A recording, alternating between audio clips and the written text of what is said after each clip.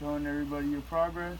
Yeah, making a video if you want to introduce yourself. Hi, I'm Chad. Chad's the perfect guy to work in an attic. He's small and flexible. Yeah, back to your left now. That's it.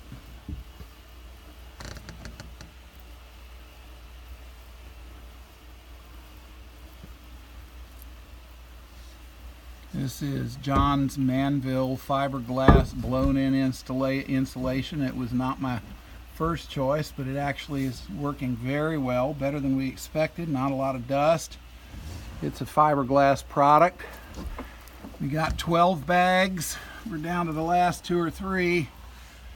I guess the last 2.5. So anyway.